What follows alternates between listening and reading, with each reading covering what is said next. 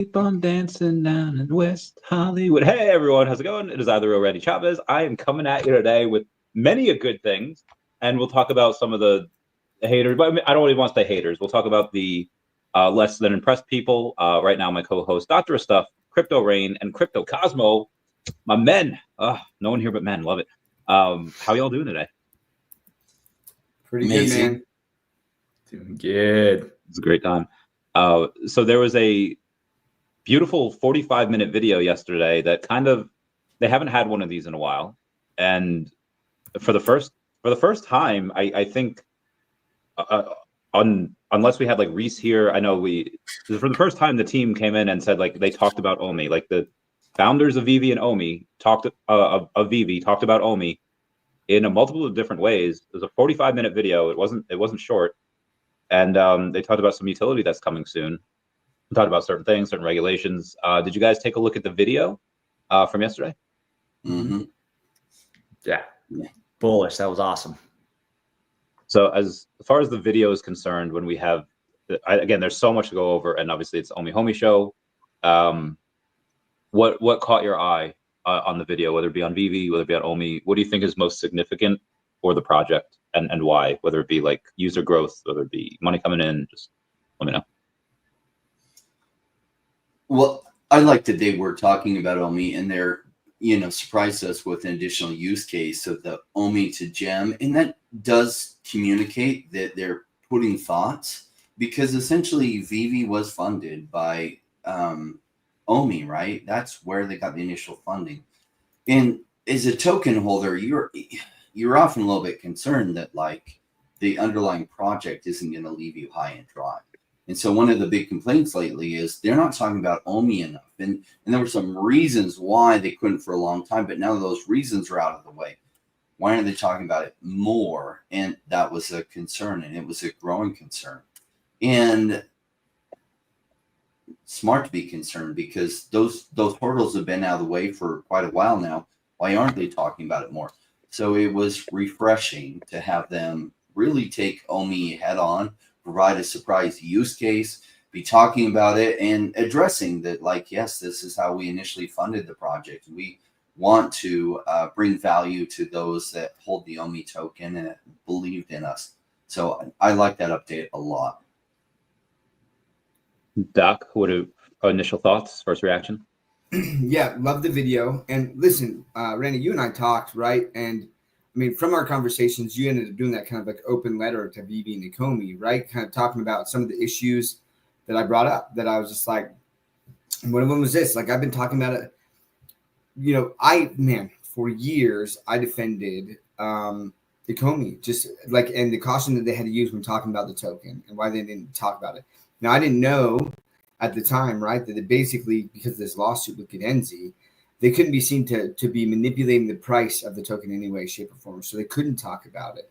And then when I went to Portugal, right, and they had this slide, they had this PowerPoint presentation where they talked about OMI being, like in the center of like everything to basically grow the ecosystem. I tweeted it out and I was like, listen, I'm really excited about that. And then after that, it was like radio silence from David Yu. And I kind of went on this thing and West clipped it, right? But I was saying how basically, I know West clips everything. But like where I said, listen, the lawsuit is over. We're getting a lot more clarity. Even like though the regulation isn't out, we're getting posts and comments from Hester Peirce and the crypto task force kind of saying, here's how we see, like, here's how we're interpreting things. We don't think most NFTs are securities, especially digital collectibles aren't securities, right? They're talking about airdrops and things. And so that was one of my things. I'm like, why is David Yu not talking about the token? When I went to San Diego Comic-Con and he had Pudgy Penguins, like one of their representatives talking about Pudgy Penguins, NFTs and everything. And half of their discussion was about the Pengu token and how it was bringing in new users, right? Because you have these Web3 people, they want the token. And because they own the token, they are incentivized to help Pudgy Penguins grow, right? And get like, basically like get spread the word, right? So he's like, there's more people invested in all of this. And we got this shadowy, shady figure popping up. What is happening right now? It's very ominous, actually. Like Dark Lord of the Sith over here, Foster Hilt. No. But anyways, like basically saying, like, David, you're the CEO of ECOMI and VeVe, and I see you talking all the time about VeVe, and I've defended these positions for a very long time, but now I feel like all those roadblocks are gone. I'm not seeing that. And so to have this update here where they talked about expanded utility for OMI, right? I mean, the OMI to gem, which I don't see that as big of a deal as the other announcement that came out today regarding that everything is migrating. We'll get Foster to talk more about this, but basically starting November 19th, everything, if you want to cash out, you will need the OMI token, or you'll need to sell into the OMI token to do that, right? And we can talk about like the economics of that and, what are the tokenomics, and there's people who are like, well, it's going to create a lot of sell pressure. We can discuss all that, but I think that was huge. I loved the physical merch that we're going to be able to get only with OMI. Well, how can we say that? We don't know what it's going to look like yet. It could come out, look like poop. Like we got to make sure that these designs are fire.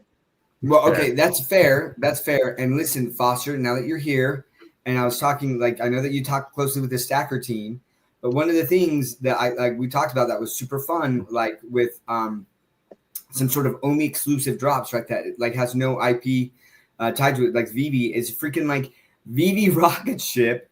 Because I was like, listen, everyone's so over logos. Like everyone I've talked to, they're just like the Stacker logo is like, But if there was a VeVe rocket that was animated and launched into the Stacker logo, or launched and landed on the Stacker logo, that would be epic. That would be epic, and something that everyone would buy in. Anyways, there's a lot of ideas out there, but I really like that. I like the expanded utility that they talked about with OMI, and that they talked about OMI a lot, which, like, after kind of voicing that, it was really exciting to see them go full force with it. Foster, we 100%. I know you're on vacation right now, or I wouldn't say vacation. You are enjoying some family time, so I do want to get you out of here. But I just want to have one thing from Crypto Cosmo, just initial reaction on the video that was dropped yesterday, and then we'll get to Foster. I just didn't want to skip over him. Yeah. No, honestly, it's awesome to see that the team has been building this entire bear market. Like, there's so many projects that they're just showing up after being MIA for like 2 to 3 years. Honestly, they didn't have the funds. Or even if they were still building, they were just in very much low flow mode, very little communication at all. And VeVe's been building the entire time. Just to hear Dan talk about that he's building the portals for the VeVe-verse is awesome, and that they are going to be integrating the OMI token into the VeVe-verse. And as that continues to level up, OMI's essential part of their plans long term. And that's a big deal. And this whole change with allowing the cash out from OMI and kind of forcing it that way, I mean, that was one of my concerns, is that it's awesome that you could buy things on Stacker and listings for OMI, but there really wasn't much market yet for it. And how are we going to get it so that it really expands and accelerates that? This is the start. And Foster will probably talk more. He was talking on Spaces just a little bit ago, but there are more incentives coming. But this is a big one. There are going to be a lot of people listing for OMI, especially if they want to cash out their funds, which there's going to be a lot of people going to want to do this bull run. So the sellers are going to be there. The buyers are going to be chasing the sellers where the sell walls are at. They're going to be going there. So things are going to be naturally headed that direction. I'm pumped. So Foster, thank you for being here. I guess the first question I want to ask, I don't know how long we have, so I'll try to be quick. What was your expectations for when this was released, of the initial reactions from people, and how has that differed from the actual reactions you've received from OMI Space to people on X? That'd be cool if you could answer that. I don't know if you heard me. Or if... Yeah.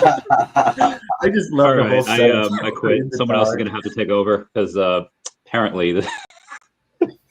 Well, I think it might have been that he's like... maybe that he couldn't hear something like that, so he's like, "Oh, I'm gonna jump." Yeah, so it was that good of a reaction. Can you hear us now, Foster, or did you just like not want to answer the question? So I'm sitting in my truck right now, and I have in-vehicle Wi-Fi, and I'm trying to like find. I'm like I'm on a dirt road right now. I'm like trying to find like a spot that has enough reception that the in-vehicle Wi-Fi is working.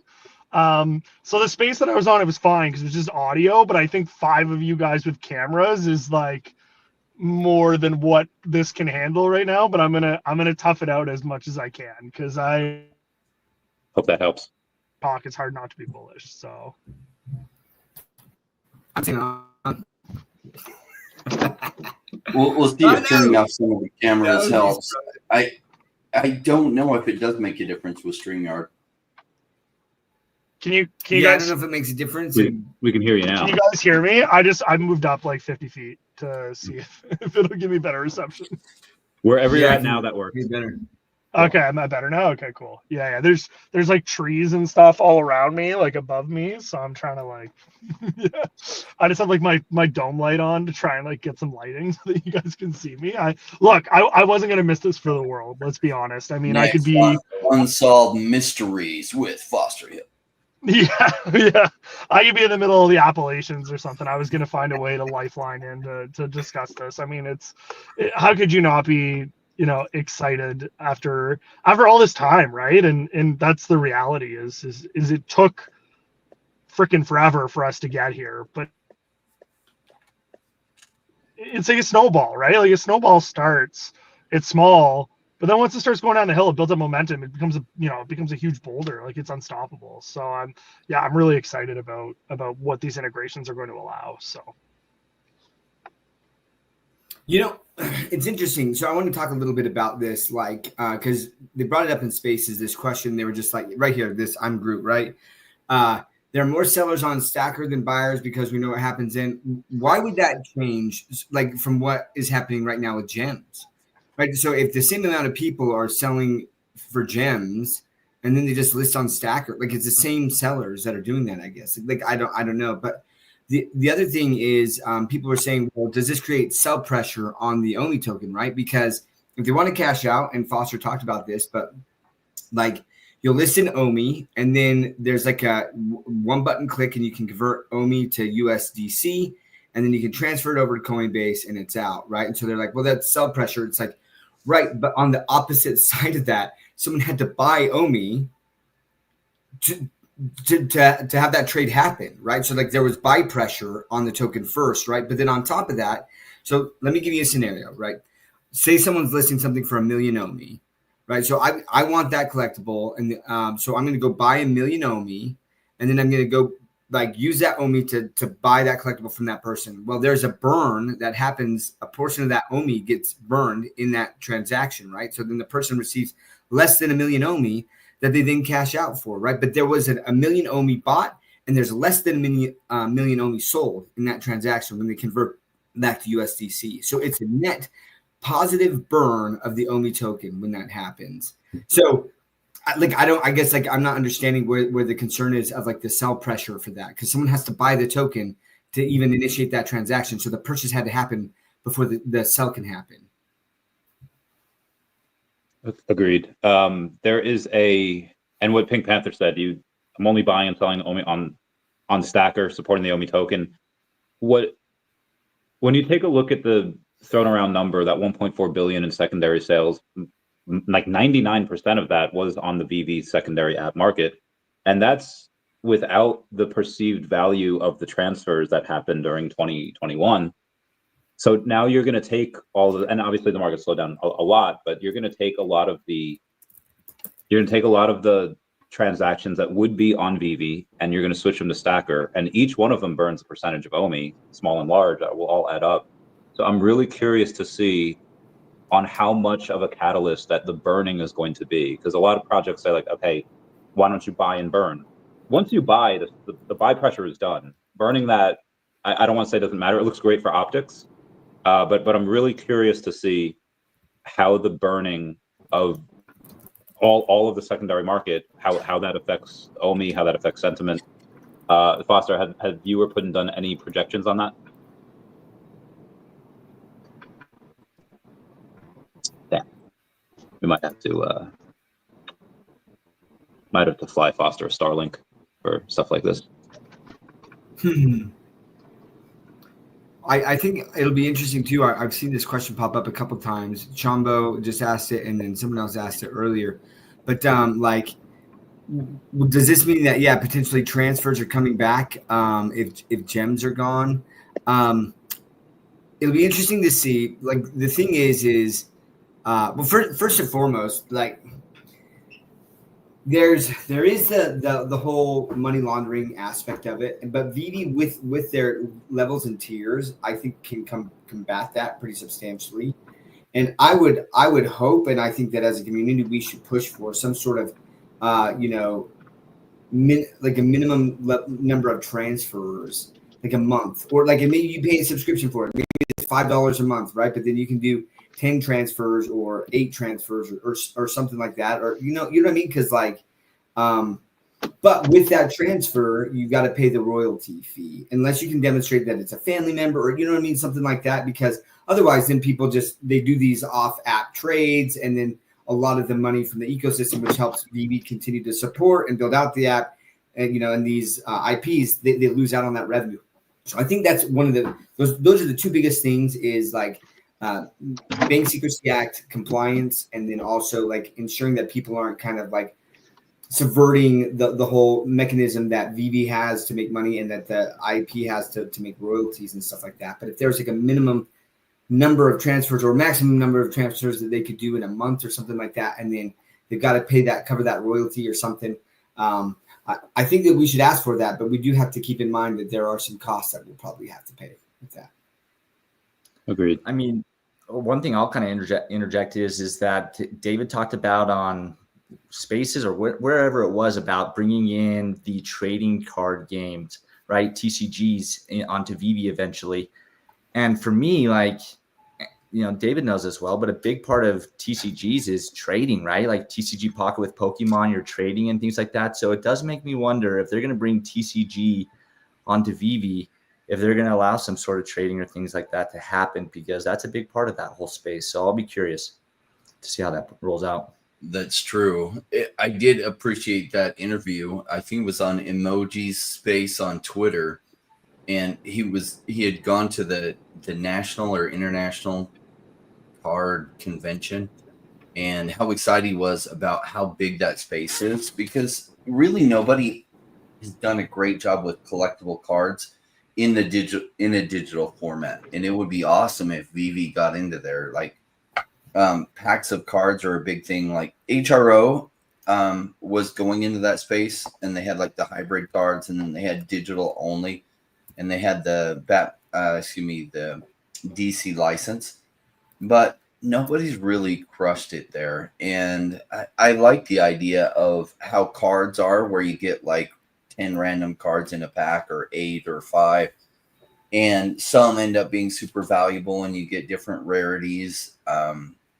There's a reason why opening packs of cards is so addicting, because the surprise you get, and blind boxes kind of do the same thing, but you get one thing open, where with a pack of cards you get multiple openings.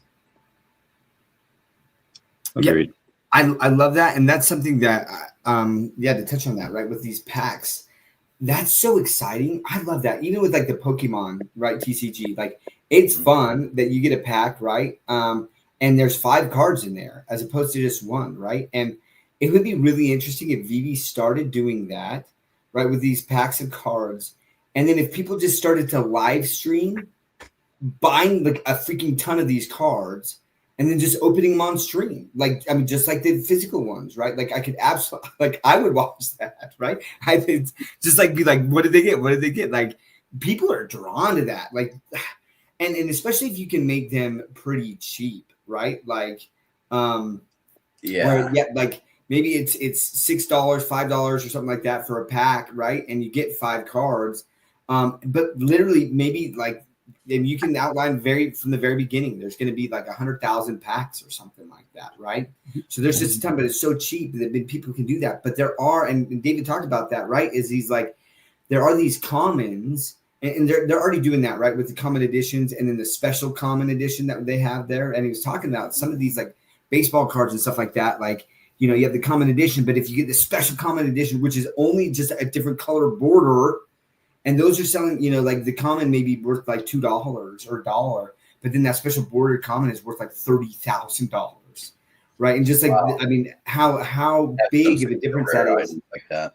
So if you get these cards, and even doing something like that, where it's like it's still just a common, but it's a special common. So there's just so many ways to do that, right? And the licensing, and then there's trading, and here's one of the things that I love about drop.io, right? Is it's like if you collect like the whole set of something, then you actually get a Phygital, or I guess a physical, but like Funko Pop. Like it's like I'll show you right here. Let's see. Nice booty. How about now? Yes, but we can hear it's you. pretty Funko, right? If I collected the whole set of cards of the Harry Potter thing, then I got mailed this. Like, and to buy that many packs, or to like go onto the secondary market and buy all of the cards I needed to get to, right? VeVe's making money from that. So again, there's these different incentives that I think that VeVe can replicate if and when they get into this card thing. And there's two different aspects, right? There's the collecting aspect of these cards, but then also like if they get some of these gaming cards and you can legitimately play, if they collaborate with like Magic the Gathering or some large company, and you collect these cards and then you can play them, oh my gosh, like it gets crazy.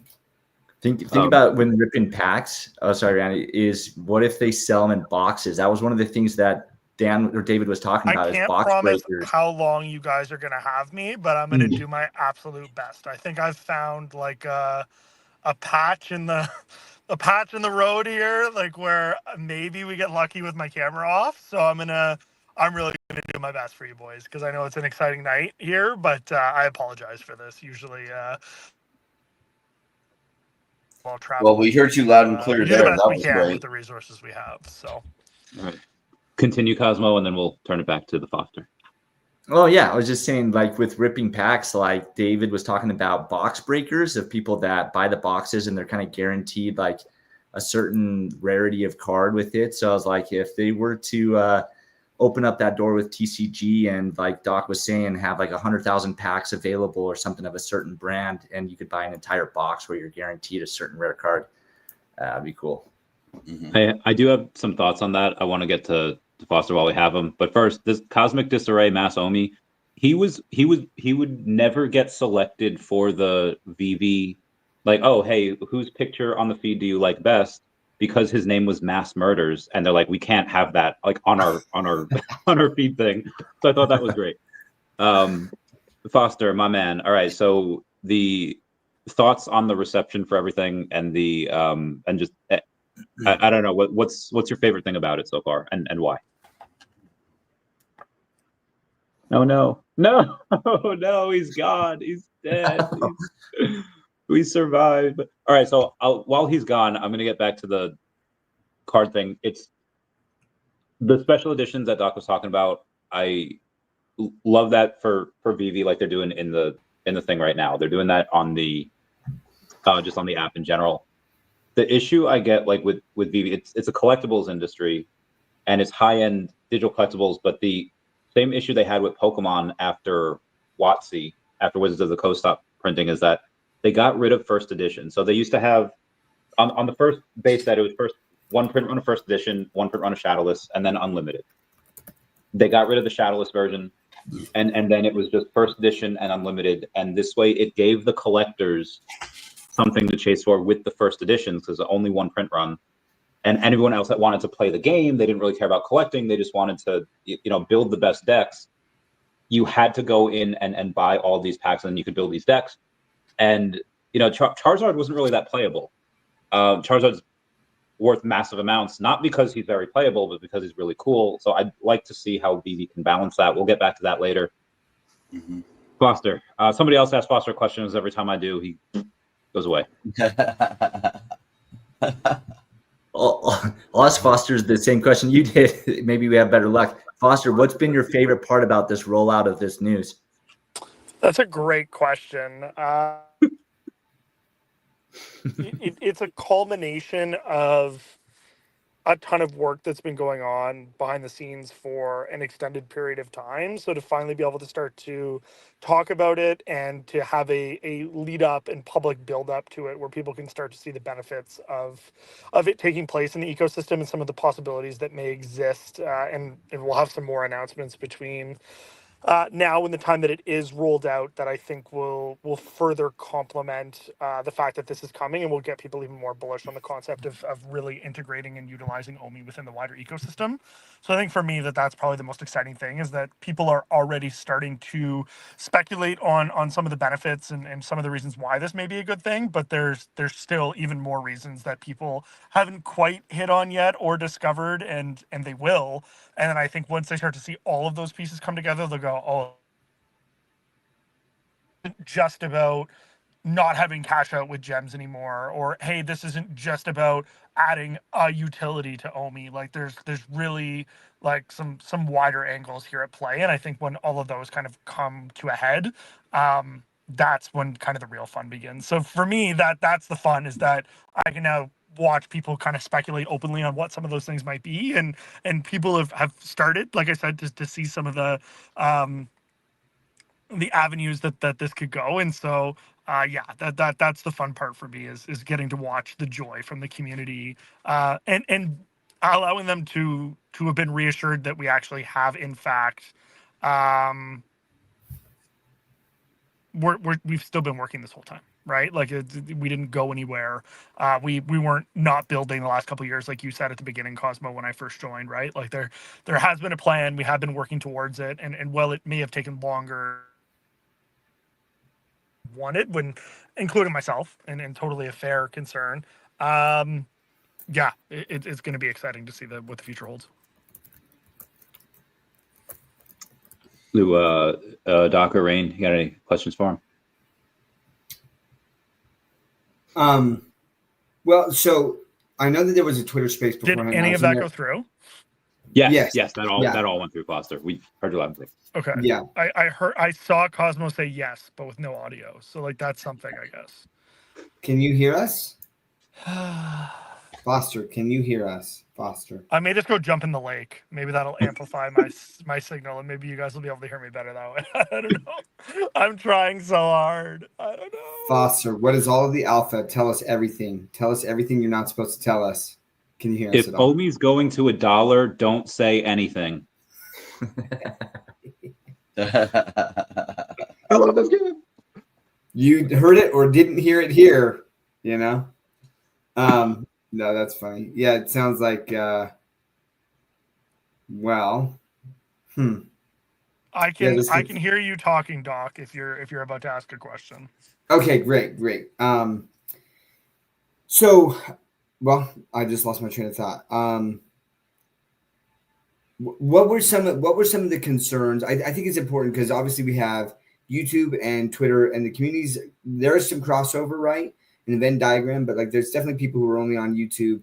What were some of the concerns that were asked in the Twitter space that you can address here and kind of go over?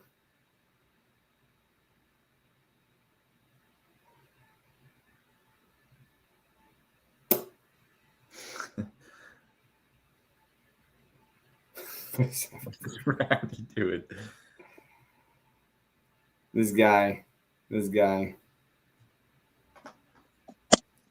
All right. Sorry, I was having way too fun with the camera there. Reminds me of this place I was at in Vegas. That's a very inappropriate story. Foster's gone. Back to that first edition stuff with the Pokemon cards. I'm curious how VeVe handles that. First, like, how did they make it so that collectors can collect something scarce? Because if you have something that you could just buy unlimited packs, that makes it so that it's just hyperinflationary. So I think it would be really cool if they would have like a first edition run and then an unlimited thing. Because if they are trading cards, you want to like gotta catch them all. Or if there's some type of game, if it's a TCG, if it's a trading card game, then you want to be able to build your decks and you want to be able to buy as many of these things as possible. So I'm curious how they do that. Yeah. So This is something that no one's brought up before, but I believe that that's what this means. If you look at what Mr. Epico put there, he says money in, but no VeVe direct money out means no KYC needed at that point. So there is no more KYC because with everything being purchased with OMI, right? Like and the cash out being through OMI, then the responsibility is placed on the centralized exchanges, right? And so VeVe doesn't have to worry about that anymore. You can put money in, but if you want to cash out, right? Like that's the tie-in there. So then there is no more barrier for people having to KYC, and that is huge. That is huge for Web3. That's a big deal for Web3. Because we didn't KYC for Stacker, right? We just created a login. Correct. And then, right, because the KYC is done at the exit point of cashing out in fiat, which is at the centralized exchanges. So you don't need, when you create, you just need an email to create an account with Stacker, right? And with VeVe, they won't require KYC anymore because they're not cashing. There's no cash out on the VeVe app. So VeVe is not responsible at all for KYC. They can put money in, but that money, when it goes out, is cashed out at the centralized exchanges or in the crypto form. So they do not have to KYC. But question is, the only way that you can actually buy a VeVe collectible on Stacker is by connecting your VeVe account to your Stacker account. So you would still have to KYC your VeVe account, right? No, because you only need to KYC if you put in a certain amount of money or if you go to buy a certain amount of things. But if you just have an account and you open it up and you don't put any money on it and you're transacting through Stacker, maybe that's something. No, you guys are missing this point here, right? Like, so you only need KYC if you're putting money in and getting money out of the app. If you're just putting money into the app, right? So I'm buying gems. Okay, so let's do it this way, right? So if I'm buying gems, those gems are locked in VeVe, right? So like there's no exit point there for the gems. Now I can buy gems, and then I can buy a collectible. Now then I can sell that collectible for OMI, right? Which then the money that's coming in to purchase, like I would get an OMI and I could cash out that way.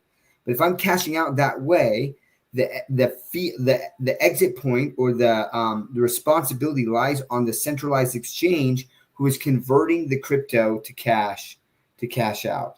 So that's where the KYC is at that centralized exchange, because that's where the conversion to US dollars or whatever actual fiat money is going to happen is there. So there will be no more KYC needed for VeVe. Does that make sense?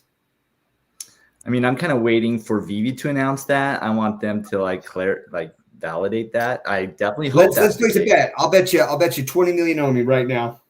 400 billion OMI. No, done. As much OMI as I'm you not want saying bet, it won't. I it. just want to see them clarify it before I start planning on that being the case. See, that hurts, man. That hurts, Cosmo. That logic. I'm not rely on my expertise. That's all right. Well, I'm going to make a big tweet about this. Wes, will you clip this? Will you clip this whole little segment there so I can just throw this in Cosmo's face in about, Wes is 2 on weeks. it, I'm sure. I will gladly take it. If you end up being right on this, I'll be pumped. Yes, you have to log into VeVe to sell anything on Stacker. The whole thing of KYC, guys, is the cash responsibility. Like that's the cash in and out is what creates the need for KYC. If VeVe is not cashing you out, which they are not cashing you out, the centralized exchange is cashing you out. That's where the responsibility lies. This is why there's no gems to OMI. But that would KYC, be an insane amount of licenses. J10 says KYC is part of the bot protection. You know what? They can do synthetic KYC. They did it before. They're doing it there. The best bot protection is actually the levels of the MCP, right? Because unless someone wants to get so let's say that someone's got 5,000 bots, but to access this drop, you need diamond 3, right? Then all of a sudden they're gonna have to spend a freaking ton of money to get all of their bots, and they're gonna have to hold those collectibles on a daily basis to get that level, or they're gonna have to buy a freaking ton of bronze tickets, right, to do this. So either way, the community wins, right? Because if they're going to get these bots and they're going to buy a ton of bronze tickets, well, then that's a ton of OMI burn, right? So like that's the best bot protection, guys. I'm telling you, this is pretty phenomenal stuff. That's the way it's being structured. Has that everyone had a lot of fun speculating? Well, I haven't been around to hear it. Yes. Pretty much. Yeah. Nice. I'm standing Well, on the same dock I did the interview with OMI-only on, and I'm realizing I probably should have just done that, but now I'm standing in the middle of a lake in 12-degree weather in a sweater, so we'll see how long that lasts. But Well, Foster, I want to ask you this. Now that with this announcement of OMI, basically the only way to cash out is by selling for OMI. Do you know, or have there been talks of dropping KYC requirements because there is no cash out on VeVe?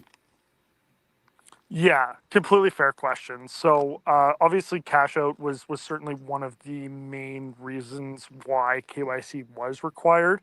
For anti-money laundering and regulatory reasons, having KYC for any entity that has cash out, money transmitter licenses, etc., are all required. So removing the ability to cash out with gems certainly lessens the requirement. Now, whether VeVe ultimately decides to remove KYC or not will ultimately fall up to them. But certainly, as we work towards identifying paths that allow for the most seamless and enjoyable onboarding, coming up with mechanisms to allow users to onboard in those easiest of ways is certainly a priority for both sides. I know, so I certainly don't want to speak for VeVe, but I think everyone has their opinions on KYC and the impact that it may have had when it was instituted and what may happen if it was removed. But certainly I know that the goal, the overarching goal, is to decrease barriers and increase the accessibility for users. So time will tell whether that's a decision VeVe ultimately makes. But certainly if they chose to do that, it would be something I would support. So I want to address. So Puddin Cheeks is saying, let's see, what did he say? Might be getting anti-money laundering and KYC confused. So the Bank Secrecy Act incorporates anti-money laundering and know your customer, KYC, right? So that's kind of like the overarching umbrella is the Bank Secrecy Act that incorporates that. So anti-money laundering requires KYC, right? But if there's no cash out, then you can't be money laundering because there's no cash out. So now, Foster, that's a fair point that if like I guess I can't think of a reason why VeVe would still require it. I would love, if there's some reason why they say that, I would love to talk to their attorneys, just have a little private meeting and explain to them and point out to them in the BSA, Bank Secrecy Act, why they don't need to. Like, I don't know what else to say, right? Like, so I'm definitely not getting it confused. Like I am very aware of AML and KYC laws and what's required for money transmitter licenses, all of these things. So maybe I'm missing something. I'd love to hear if I'm missing something, then I could point to where, okay, yep, because I missed this. This is how it would be applied and they would still need that. But yeah, I stand by that, man. I don't think that VeVe needs KYC anymore. Foster, has there been any projections done by you or anyone on the Stacker team that would give an estimate to how much more activity would be on Stacker and therefore how much more OMI would be burned as a result of that? Yeah, I mean, look, the burn is certainly a byproduct of the engagement and utility that takes place on the platform. So, we're certainly cognizant of, any subsequent sell pressure that may exist from users integrating this, feature into the ecosystem and taking advantage of it. Certainly the burn component of users taking advantage of it. I'm not going to sit here and say, hey, we're doing this to aim for a specific target by a specific date. That's really not the rationale behind providing the features to users. This is really just one of many intended features to return utility, the intended utility to the OMI token and to make it the focal participation metric for the VeVe platform. And so, yeah, I mean, whether, you know, it will increase burn in any meaningful way or anything like that. I mean, really it's going to depend on whether people want to utilize it, right? And I could speculate and say, oh, hey, it's going to do this or that, but ultimately, um, as I've said before, and I said it earlier tonight, and I'll say it again, if people don't want to utilize OMI over gems, then I'll feel like I have failed in my job. So certainly gems, you know, aren't going anywhere. You're still going to be able to utilize them if you want to buy them via fiat and you want to do all of that. But I really want to get to a point in the, you know, not so distant future where people are going to go, why would I buy gems with fiat, or why would I utilize gems that weren't purchased with OMI, or why wouldn't I use OMI to NFT over the gem market? And of course, you know, when you really start to break down, and I think Doc, I heard you may have been doing it at some point when I was coming in and out earlier of the spaces, but when you start to consider the utilities and the impacts that a lot of them are going to have, right? I mean, you have OMI to bronze tickets, going to have a burn component. You have OMI to gem, has a burn component. You have OMI to NFT, which has a burn component. You have primary market drops that were recently confirmed that surprisingly no one is talking about, but I'm sure you could speculate on what might be happening with those. And then you have exclusive physical purchases at New York Comic Con that David announced, you know, a new utility for the token for the first time. And then you have ECOMI Secret Rare holders for the first time getting some utility out of their collectibles. I mean, that's just scratching the surface. I mean, I put out a tweet the other day. It really, you know, there'll be other ways that people will be able to utilize the token. There'll be different ways that users are rewarded for utilizing the token. I mean, right now, getting bonus MCP points and bronze tickets are great, but people don't even know the full extent of the reasons why bronze tickets exist. People didn't understand the benefits to having MCP points before rank and level based rewards started coming out. And now all of a sudden people are, you know, wanting to participate in the ecosystem more. And, you know, you were talking about bots earlier, Doc, and, you know, them coming back and being an issue. You know, VeVe's really geared towards this collectors at heart mantra. And as a byproduct of that, you either need to be a very serious collector or you need to be an OMI holder. And you know, if you're both, well, now you've supercharged your experience and you're getting the best of both worlds, right? I mean, I think the other day I was getting close to 1,600 MCP points just for holding OMI on the Stacker platform. You know, think about the benefits that gives me. That gets me basically into Diamond 1 almost, if not Diamond 2, right off the hop for me wanting to participate in some of these exclusive drops that VeVe has come out. Obviously, the first one being the Fantastic Four Johnny Storm that they came out with. So imagine the potential moving forward with the things that VeVe can roll out and the things that they can want to include as benefits for OMI holders in the ecosystem. And VeVe has they've read the Riot Act now. They've come out and said, OMI is our token. It's a priority for us, and here's how we're going to integrate it. And I think really for the first time, we've seen, you know, VeVe really stand up for OMI in a meaningful way to kind of say, yeah, this is our token. This is our ecosystem, and this is how we're going to utilize it. And for me, that's a breath of fresh air because for a long time, and I'm sure many people felt similarly to myself, you know, maybe VeVe felt like a little bit more of a priority than the OMI token. And how do we return that priority and focus back to OMI? And I feel like the steps that we've taken over the last 24 hours, well, they just recently became public knowledge, have been working hard behind the scenes. And we have many more integrations and utilities that we have been working on that we haven't discussed publicly yet that will kind of further cement this. Oh, yeah, they never actually forgot about OMI. They just maybe got off track a little bit, but hey, they're back on the right track now and it's better than ever. And I think once people start to really see that whole ecosystem come together, I think it will answer that question for users. Why would I use gems over OMI? Perfect. There's the people saying that, hey, people will buy OMI to buy gems as well as holding the store purchases or collectibles they purchase. So if it, I mean, some people, I don't know if anyone's ever heard of this thing called acorns, where they go in and they like round up. Like if you have something that's like $4 or if it's something that's $3.48, you round up and it takes that extra money and invests it for you. And I think that for a lot of millennials that told people, like, okay, let's just spend a little extra and then let's take that and let's like save it. So, and I've done this with other cryptos before, and let me know if I'm alone in this, where it says like, hey, we need $5 worth of OMI to buy these gems to do this. So let's buy $7 worth of OMI and then use the $5 worth to buy these gems. And then they hold that extra couple dollars worth. Does anybody else do that? They tend to buy more than they need so they can keep the extra, or like, and that extra adds up on a rainy day? Or is that something that is only me because of the tism.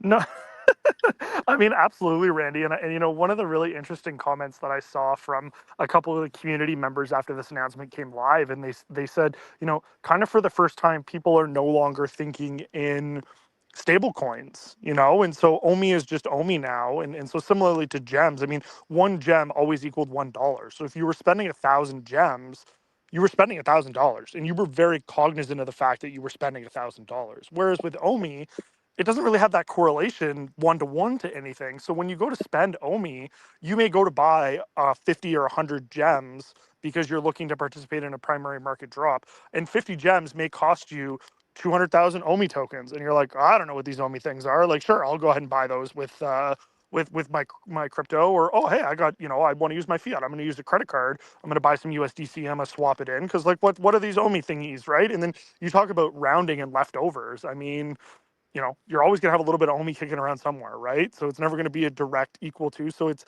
going to help to onboard users, and it's going to help to serve as a reminder for users as well, right? They're going to be using their OMI tokens, and then they're going to go, oh wow, I got some of these bronze tickets things. What are those? And then they're trying to figure out what bronze tickets are, and then you know, oh hey, I got some MCP points for this. And then as we start to roll out some of the other fun reasons why people will want to hold and be rewarded with the token, they're going to go, oh wow, this is actually paying dividends in a sense to be holding this and to take advantage of it. And so I think that will inevitably answer the question for users: why would I buy?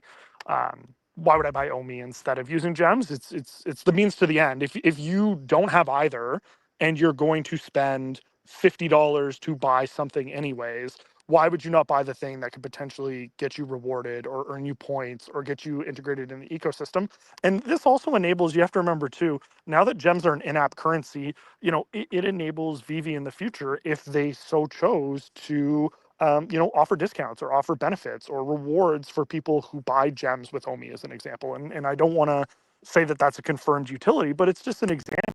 I mean, they alluded to it as well in their article, right? And I mean, if you look at, you know, a lot of different mobile games as an example, you look at Clash of Clans and a lot of these different mobile things, they offer pack bundles or they offer special purchase bonuses and different things like that. And now that gems are, or they will be after November 18th, an in-app currency, you can do those things, whereas you couldn't do them now, because how are you going to give people a 10% bonus in gems if they spend $100 when you already have the liability of having to cash out those gems one-to-one? Like, where is that money coming from, right? So I think it's going to really open up a lot of really cool opportunities. Will VeVe inevitably take full advantage of it? Time will tell, but I think that the point is that it's closer now than it ever could or would have been before. And I think that, to me, is the thing that excites me, because up until 24 hours ago, none of this was possible. And now you're only limited by your imagination.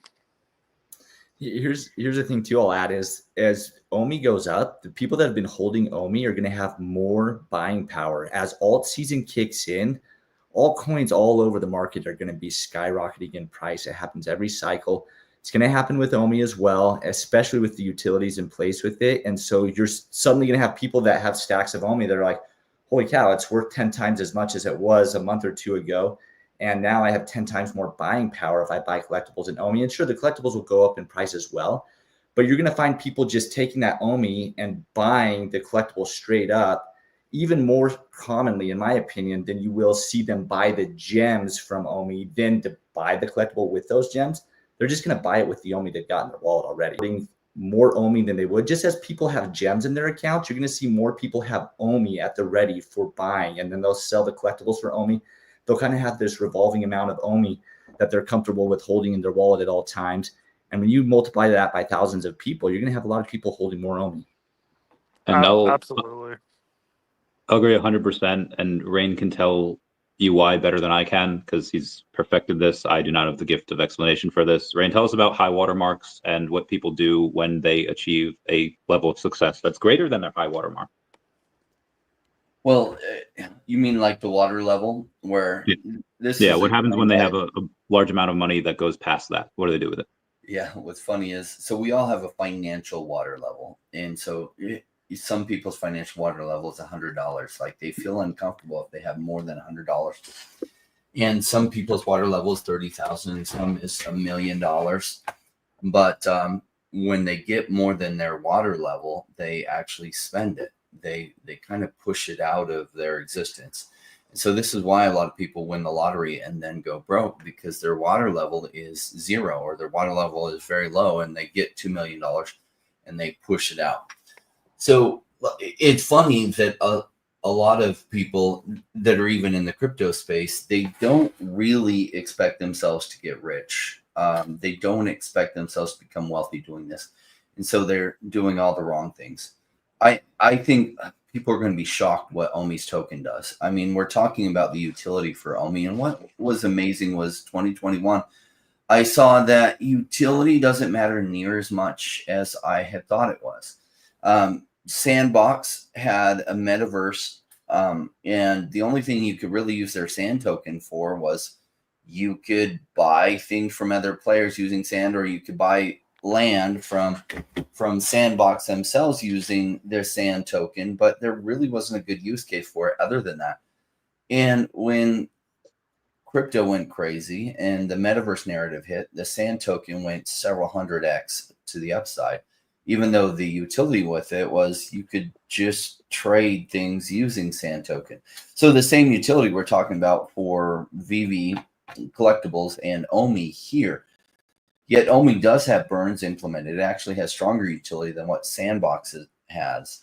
And so really, I think a lot of people are worried this, like, really, does this create buy pressure and stuff? And, if people are then, exiting out, they're selling something and exiting, then they have to sell the OMI. And like, really, does this create any buy pressure?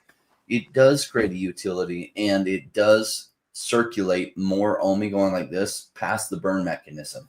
So more utility token than Decentraland had for their token, than Sandbox had for their token. What we're really waiting for is that big crypto boom. And the altcoin season, I think, is just barely starting. And I've been watching Bitcoin's dominance, and Bitcoin's dominance, once the early part of the market, it feels like only Bitcoin is going up, because for the most part, it is the only thing going up for the first while in the bull market. Then you see Bitcoin's dominance, you see that start to fall as some of the other altcoins start to run. And I think Bitcoin dominance peaked for this 4-year cycle. And I think the money's going to start moving into alts. I think the coming 3 months is going to be crazy. And I think some people are going to be surprised at what OMI does, because it feels like for 3 years, OMI's done nothing but go down, because that's all it has done for the past 3 years. And we make the assumption that, well, shoot, it's just going to keep going down for forever. Kind of like, I don't know, when Marvel Comics launched on VeVe and people were selling me their Marvel number ones for like two gems, 3 gems. And it seemed like the prices on those were going to be cheap for forever. And they weren't. And they went, from 2 gems, I think was one of the cheaper ones I got, went all the way to like 700 gems over a period of just 5-6 months. And I think people are going to see OMI go absolutely crazy. And it doesn't feel like that, because for 3 years, it's gone down. After having, in fact, more than 3 years now, after having gone to crazy highs in 2021, it was one of the biggest gainers in 2021. And what does go up so high will often go too far to the downside. I think that's what we've seen. And so I love additional utility coming. I appreciate from David and Dan a big focus on OMI, because it is what funded VeVe. It's what made this all possible. And what I want to see is that they don't distance themselves from the token, and they make it integral to their platform. And it sounds like they've found some really cool ways to do that. And I appreciate them coming out and addressing it head on and making sure that we feel the love from them, because most of my money has gone into OMI's token. Why? I love VeVe collectibles. It's the emotional part of me that, like, I love what VeVe is doing, and that's the collector part of me. The other part of me is this big investor. It's like I've always wanted to be super, super rich, and crypto is the best vehicle to do that. And OMI is one of my favorite picks for that. So I've gone in huge on the OMI token, because I think it's massively undervalued. And I think it goes crazy in the upcoming bull run. And we're going to find out how that plays. But I think a lot of people that have been dabbling around in the space, they're going to be shocked at what OMI's token can do. one thing I'll add real quick too, if I may, Doc, is, and you guys have talked about this multiple times on your show in the past, and it's appropriate to bring up again now, is I have been waiting for this moment to be able to have things pushed towards people selling an OMI in a accelerated way, is because it's going to add this multiplier effect that happens with the Ethereum NFTs. All right, there's a comment saying that says 1 ETH equals 1 ETH. And Randy, you're nodding your head. You know what I'm talking about. Is that like these NFTs, when they're sold in ETH, it will be like Moonbirds. A perfect example is a project that's been kind of skyrocketing recently. Like 2 or 3 months ago, it was selling for 0.3 ETH when ETH was $2,500. Okay, so it was like $750 for a Moonbird. They started going up in price while ETH was also going up in price. They hit this last weekend just shy of about 4 ETH floor price, okay, while ETH was about $4,600 or so. And so the floor literally hit like $17,000. So it's like you get the price in ETH while the ETH price is going up during this bull run, you know, for blue chips are really the only thing going up right now, Bitcoin and Ethereum. But the alt cycle is going to come, and eventually OMI is going to be going up in price, and people are going to be listing for a certain amount of OMI, and 1 OMI is going to equal 1 OMI, same type of thing. And so you're going to see people's OMI values going up. You're going to be seeing the buy pressure come as more people flood into the market and the collectibles go up in OMI, and you're going to get this similar multiplier effect that happens with the Ethereum NFTs or even Solana NFTs. And that couldn't really happen very well with gems only. People just saw the dollar amount. You bought the gems. The dollar amount was stagnant. Yes, it did go up, but now you're going to have a multiplier effect with the OMI token value being able to go up as well. So Foster has been freezing for quite some time. I want to bring him back into the discussion with Mr. Epico's question about Foster. What can you tell us about OMI drops? Like, even if you can't tell us, like, I'm interested to understand how that's going to happen, right? Because OMI isn't integrated into the VeVe app, and so like how is an OMI-only drop going to work? Can you touch on that? Yeah, I mean, I don't want to speculate too much on features that haven't been like fully publicly announced or ruled out, but similarly to what we've seen with other features and integrations that have been taking place, is obviously Stacker has played a huge component in being able to iterate and create these features. So, you know, without getting too much into the weeds in the thick of it, I mean, obviously Stacker is going to play a huge role in that. A lot of the utility that we've been building out for the token has been built out on Stacker and will continue to be built out on Stacker moving forward. I know it's not everyone's cup of tea. I know people would love to see OMI directly integrated into the app, but I'm sure, as many of you guys have mentioned before, and as we've mentioned ourselves, there's several reasons behind why that can't take place, and it's not as simple as just saying, hey, we don't want it to.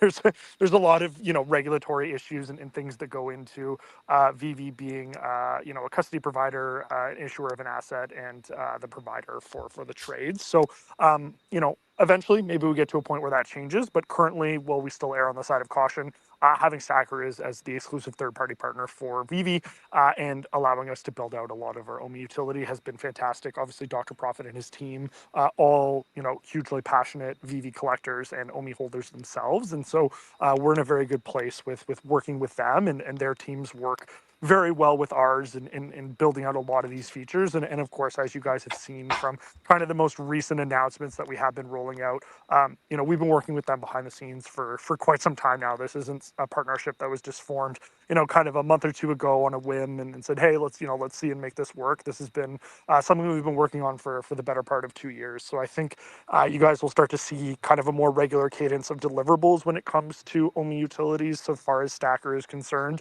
As we've kind of built out, I don't want to call it a backlog, but definitely been building out a lot more features on a more regular cadence that we can deliver on for OMI utility. And so OMI drops, you know, maybe one of those. And you know, similarly to how you see the connections to the VeVe app currently, I would speculate to anticipate that there may be some connection to the VeVe app directly as well, whether it be that you see the drop on VeVe and then click a button and it brings you over to Stacker for some visibility and for accessibility as well. But the actual payment and order flow itself takes place on Stacker, because that is where your self-custody wallet powered by Privy is. And it's also where you're being rewarded your daily and seasonal MCP points. And it will also be where you start to get some other cool rewards, which I'm not in a position to talk about quite yet, but that should be coming. I venture to say sooner rather than later, and I hate using that word, but it goes to show you guys the confidence I have in it. So don't shoot the messenger, but yeah, things are coming together quite nicely. And I think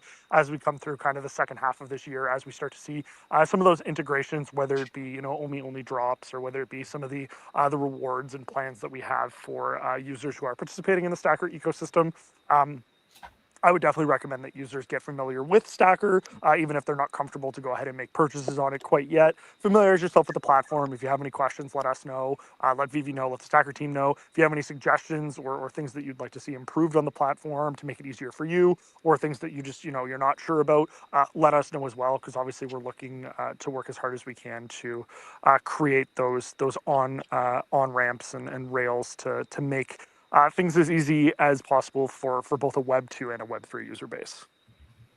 So you heard it here, right? Is that Stacker is going to somehow be integrated. This is me extrapolating the information and tying it together. That in some way, shape, or form, Stacker is going to be helping with the OMI-only drops. My guess is yeah, either it's going to be on VeVe, but then it takes you over to Stacker, or it might even be on Stacker, right? But then you get like a redemption code or something, or maybe it just ties in that way. And then how soon are some of these other things gonna happen? Foster said soon, so that's probably tomorrow. Everything will be integrated. No, what I like is that Puddin' Cheeks said it's been over 2 years for some of this stuff that they've been working on building this out. And though Foster didn't say it, the whole thing why this isn't integrated into VeVe's app right now is because of the Dapper Labs lawsuit. There's still lack of regulatory clarity on some of this stuff. However, if that changes, some of this might be rolled into the VeVe app, because they understand that it's easier just to have everything in one place, right? But until then, like they're going to use Stacker, and Stacker has been great. What a great partner! Shout out to Dr. Profit and his team with everything that they've been building there.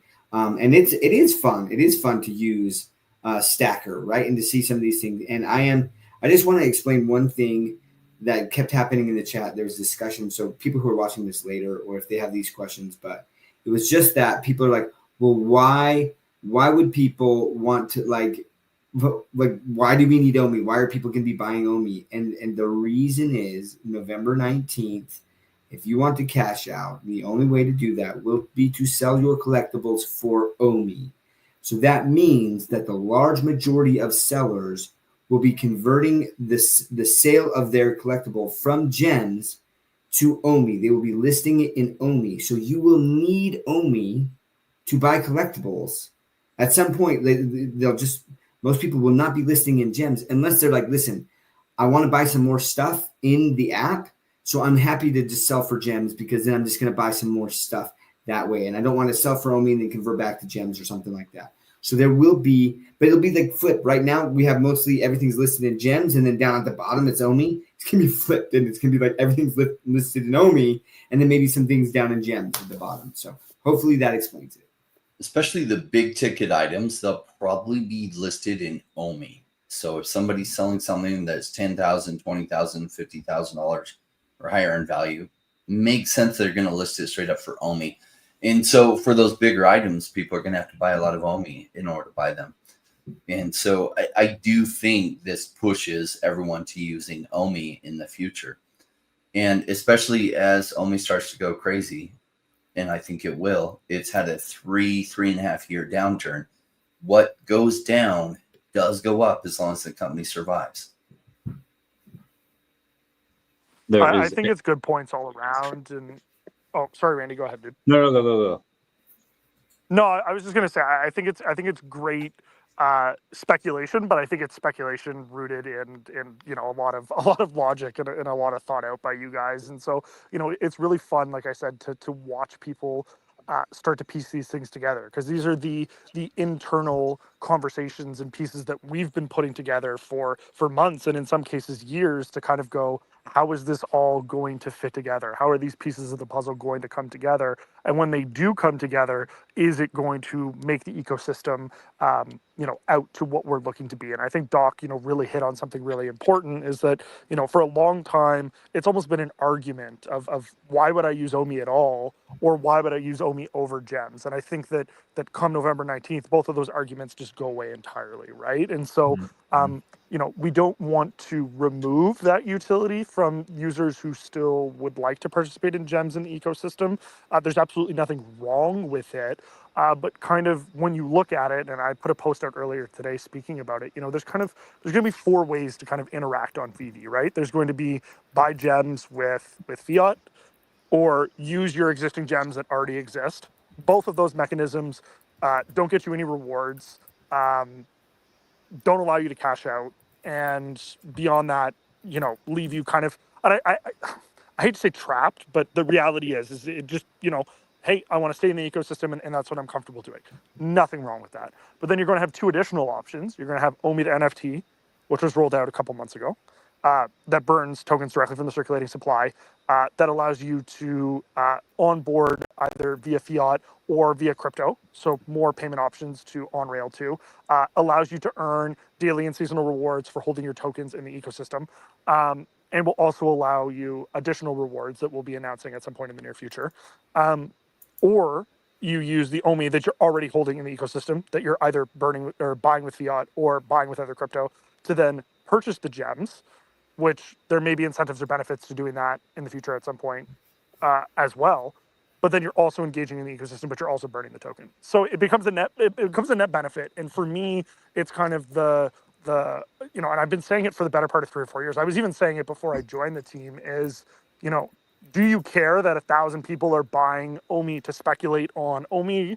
Or do you care about the fact that 1 million people are buying OMI to participate in the VeVe ecosystem, right? Like, what ends up being more of a net benefit? And so for me, the cost benefit analysis, when I look at how do we integrate OMI into the ecosystem and how do we make people want to participate with OMI in the ecosystem, it's never about OMI just being OMI. It's how does OMI tie in with VeVe? And if you believe in the value proposition of VeVe, then you want to utilize OMI. So when we look at kind of that issue and we break it down to its simplest form, is if you believe that VeVe can secure the licenses, can onboard new demographics and target the masses, and you believe that those masses are then in turn going to want to come in and utilize a token that's going to give them the greatest opportunity to be successful in the ecosystem, whether it's to earn rewards, whether it's to get access to exclusive drops that can only be purchased with the token, whether it's for a whole host of reasons, you have to honestly look at yourself in the mirror and ask yourself the question, if I was new today and I needed to start from scratch,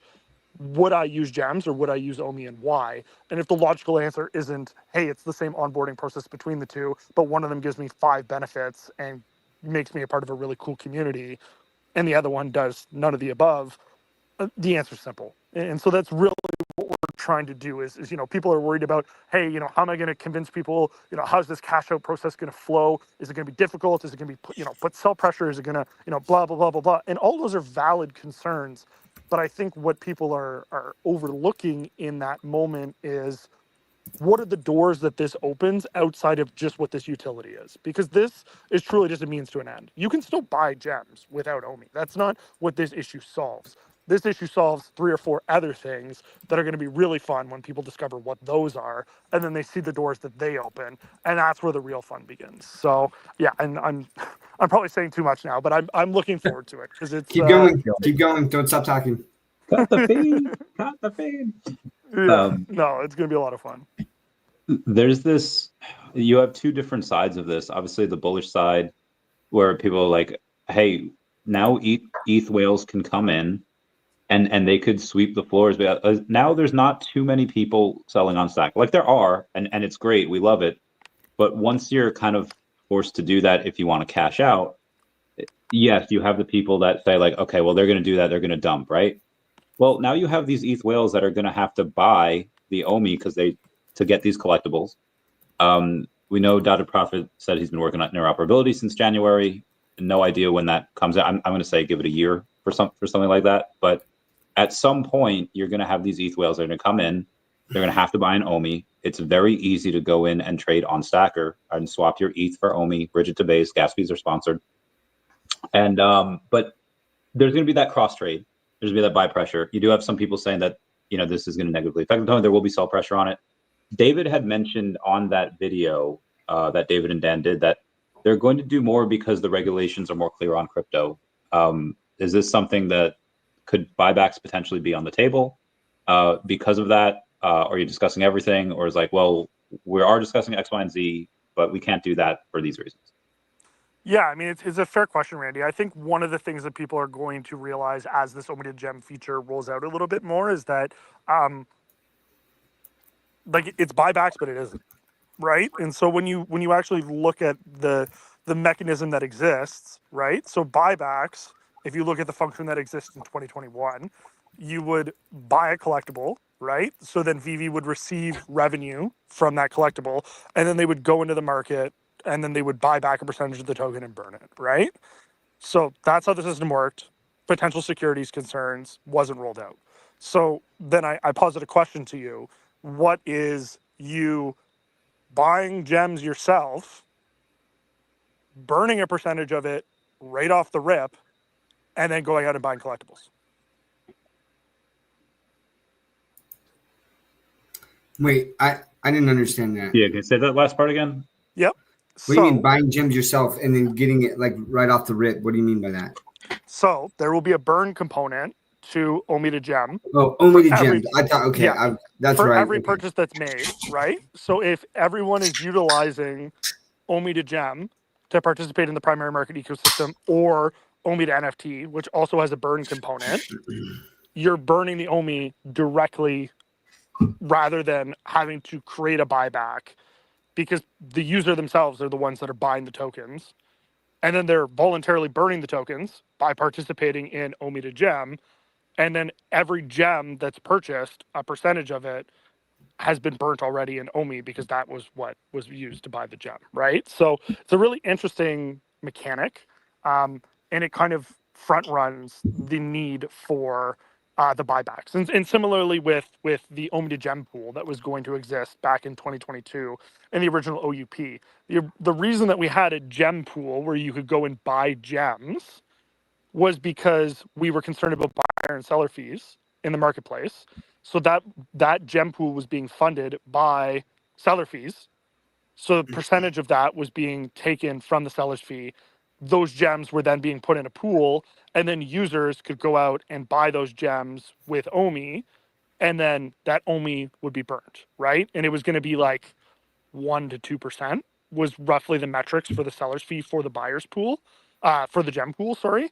So we don't have a gem pool anymore, but instead of having that 1 to 2% that you would have for the gem pool, you have a buyer's fee, which is already 2% on Stacker, and now you have an OMI to gem mechanic, which is also going to have a burn associated with it. But combining the two, it will actually be a significantly higher percentage than what you would have had with the gem pool alone in 2022. All right, with VeVe, they talked about the VeVe verse, and there has been some, like, they've alluded to. Can you speak anything related to what's happening in VeVe verse, and they're going to sell things in the VeVe verse or something like that that can only be used, only be purchased using OMI, or what's the connection there? Because they've spoken about that, and maybe they haven't fully announced what's going on there. Yeah. Yeah, absolutely. So I don't think any formal announcements have been made specifically with how OMI utility will work in the VeVe-verse, but I do know that Dan has confirmed that OMI will be utilized in the VeVe-verse to be able to purchase different accessories and items there. So I'm not going to speculate on too much how the mechanics work when it comes to that, but as we get closer to releasing those items for the VeVe-verse specifically, we'll speak a little bit more on how those mechanics will work, and it'll kind of likely coincide with OMI exclusive drops, which is also obviously another utility that we've announced. But I won't speculate fully on how the mechanics will work until we're a little closer to actually releasing those, because I don't want to get stuck in a situation where people are still asking me that question in 6 months and we haven't rolled it out yet or something. So, So the percentages of the OMI to gem, I'm guessing that's because VeVe used to have to pay like 30% from those Apple fees. Those percentages, obviously we're not getting a third, but they're not taking those percentages that they would have had to pay, and now they're putting it to OMI gem burn. Can you go a little bit into the percentages of how much OMI would burn from OMI to gem?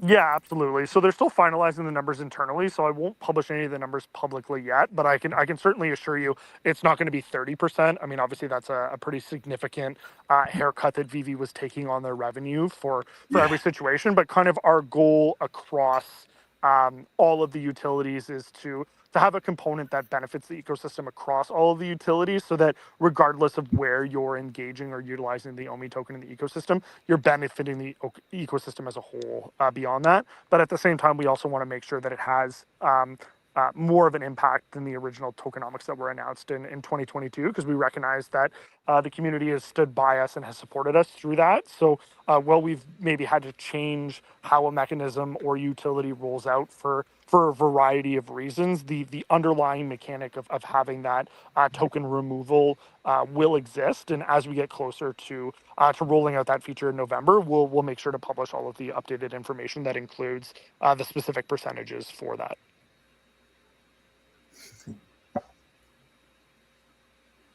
Thank you, Foster. Anyone else got any questions?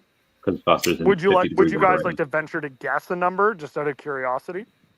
Well, I mean, we have 2.5% from Stacker, but that's on the sell fee. So this one, they no longer. So VeVe no longer needs to worry about cash out after November, which means that they are going to have a lot of extra money to play with, because they don't have to keep an extra $500,000 to $1 million on the side for however many gems are in the ecosystem. They can go and reallocate that money elsewhere. If they want to be generous, I don't know. I have no idea. I would love to say 5%. Somebody else go. I'm guessing 5. 3%.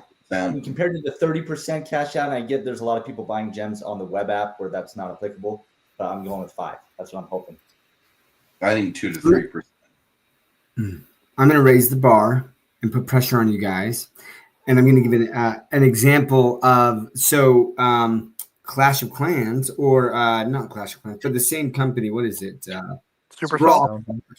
So when the announcement, right, with the links out, so now, like, I can buy gems with Brawl Stars. If I use their external link, I get an additional 10% gems, right? Like, so if, as opposed to using it in buying them in the Apple store, buying it in Apple, if I use that external link, I get an additional 10% there, right? Because again, they're not paying that 30% fee. So they're just like, listen, we are already eating 30%. If we can incentivize people, it's worth it for us to give them an additional 10 gems, which they can't cash out anyways, right? At the end of the day. And so it's still all locked in there. We're just going to give them these additional gems.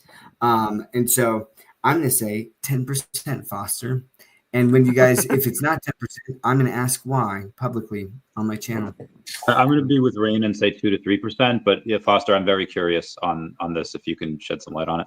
No, absolutely. I mean, I'm curious to hear where you guys are sitting and the different rationales and reasons behind it. I mean, obviously, I love Doc, shooting for the stars with his explanations and stuff. And I mean, I'm there with him too. I understand the rationale and reasoning behind where he's coming from. Obviously, I guess the only thing I would say to counter that perspective would just be the fact that obviously with a game like Supercell, with Brawl Stars, it's their own IP, right? So they control everything end to end. So they don't have licensor fees that they need to pay and things of that nature. So that's the only thing that I would say to that. Not that I'm saying that the percentage is unreasonable, but just something to be mindful of, right? I mean, I would love it to be 50%, right? But at the same time, like, that money needs to come from somewhere. And when they're still paying licensors and paying employees and trying to create new utilities and things like that, there also needs to be a benefit behind, like, hey, if you're giving away all your revenue, where's the money come from, right? So, I mean, I absolutely hear you on that, though. It's going to be interesting to see, obviously, the number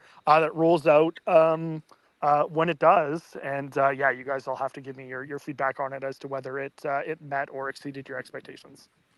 So counter to your counter, I agree that, like, the IP is there, right? But, like, they're having to pay that anyways when you buy the gems through the App Store, and they're eating 30%. So my whole thing is if you can create a big enough incentive to where if it's like, listen, if you're going to buy gems, we want you to buy them through our link, right? Not in the Apple App Store. We don't want that because then we're eating 30%.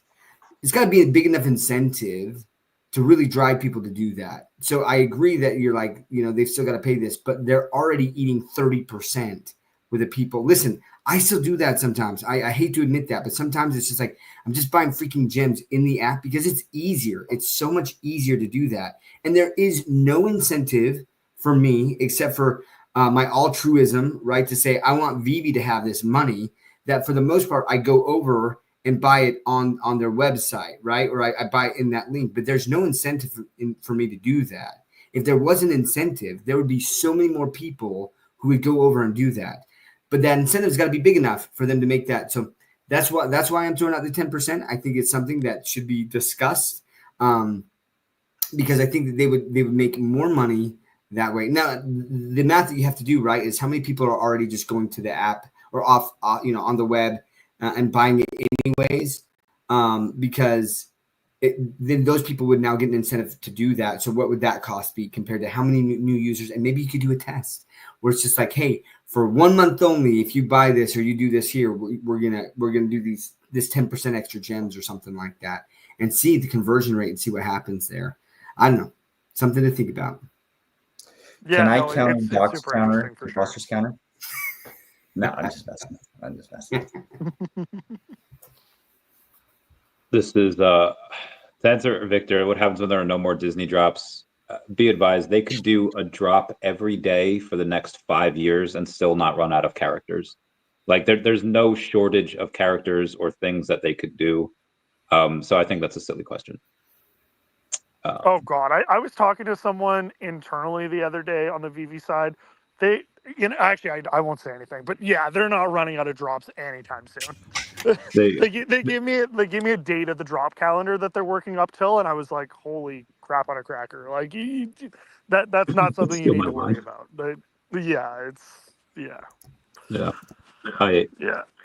So I think I mentioned this in my open letter to VeVe and ECOMI, and I, Foster, I have to apologize because I feel like everyone or a lot of people are misinterpreting that, where I was still fairly positive about it. I said I'm still stacking OMI, I'm still stacking these collectibles, but everyone's like, yeah, Randy, with the real FUD, and I was like, this wasn't a FUD thing. Like, so if it read like that or if you received it like that, I apologize. That's not what I meant. My bad. I can never be mad at you, buddy. You know what? I think the real testament to a lot of the people in our community, and certainly a lot of people up on this stage right now, is that you guys can have you can be very excited about something, but you can also be very realistic and pragmatic about it, and you can call a spade when it needs to be done. And I think that that's one of the reasons that I love interacting with you guys, and also why I value the community is for the amount of times that people will just be called moon boys. There's not very many people that I come across that can't be honest about the fact that they're not happy about something, or they don't understand something, or they don't agree with something. And I think that, it's one thing to be excited and be bullish about something, but it's another to just be, blindly following something. And certainly I think that, a certain amount of skepticism is healthy. And I think a certain amount of realism and being able to speak your truth about things that you've noticed and things that have been going well, but also things that you'd like to see improved. I mean, do we want to just be surrounded by people that are going to tell us the things that we want to hear all the time? I mean, sure, it's fine for a little bit, but is it really going to help you grow and become better?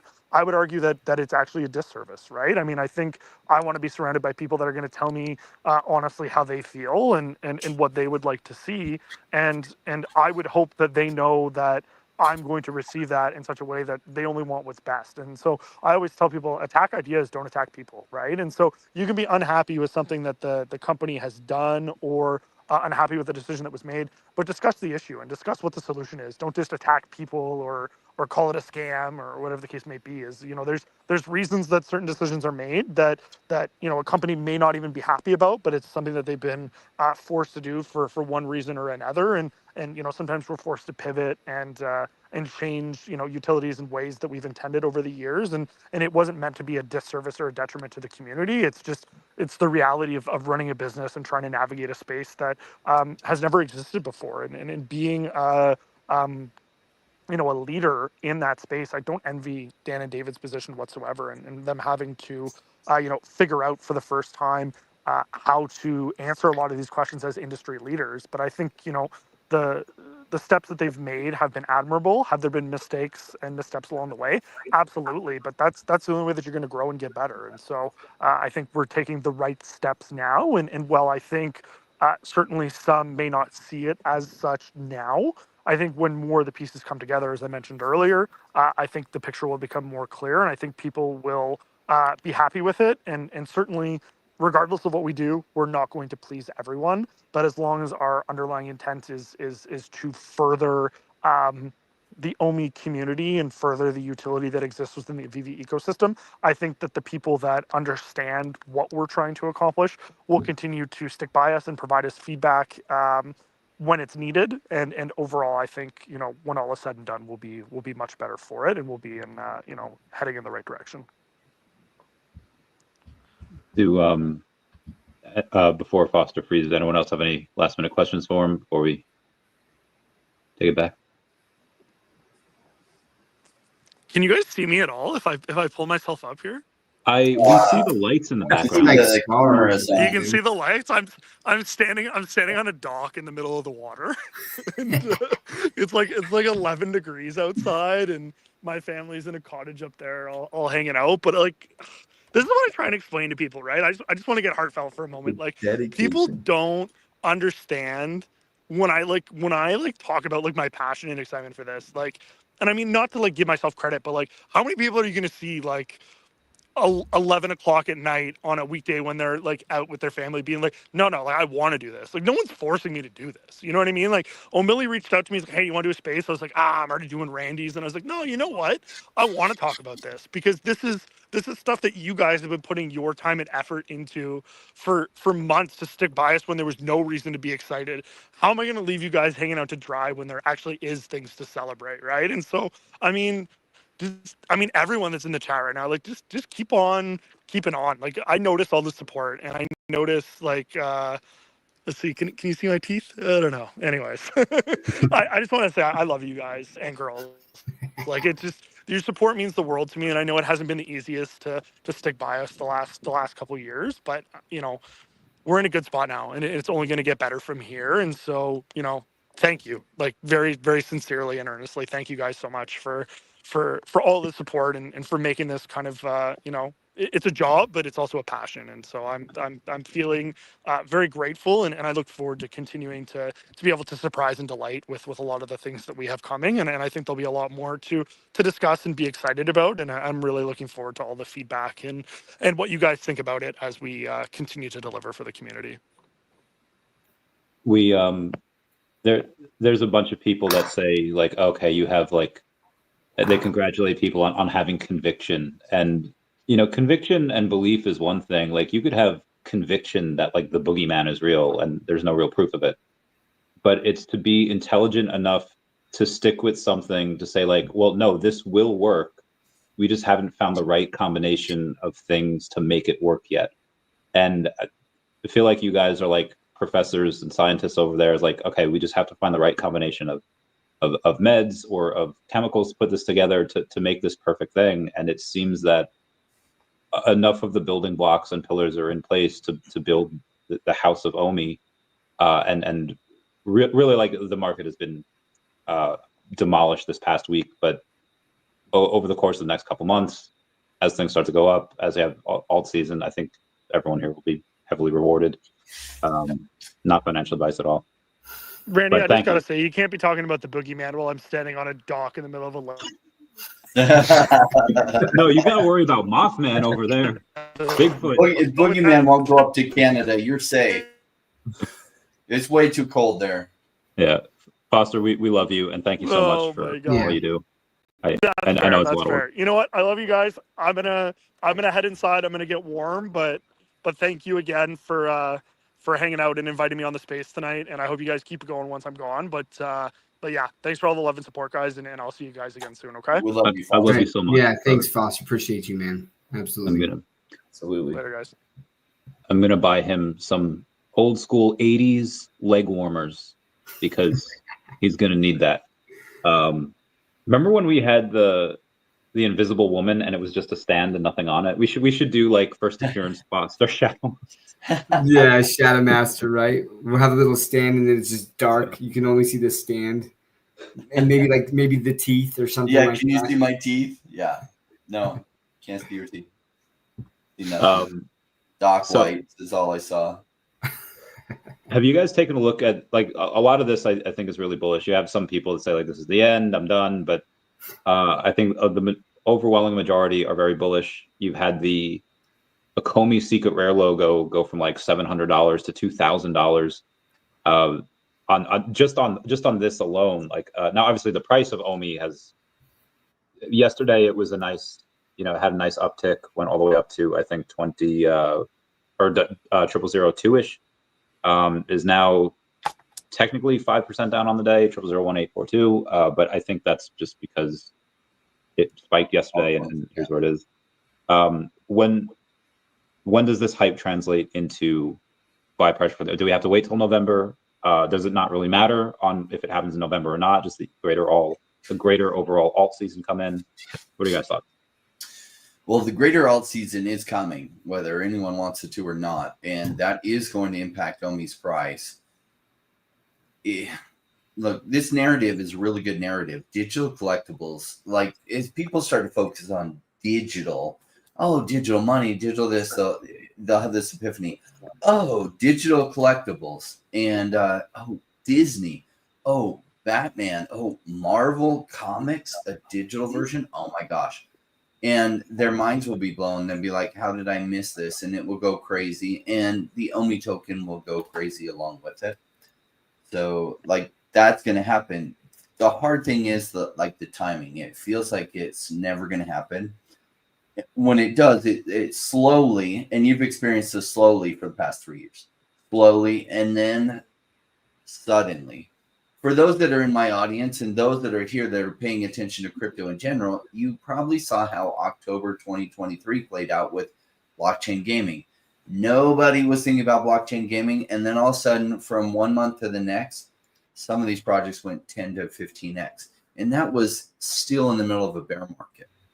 So when all season happens, you'll see slowly but suddenly, but it won't be 10 to 15x. Some of these things will go 100x, 150x in a matter of a month. And it will be like, you'll just be left like, what the heck happened? Oh my gosh, I wish I'd put more in.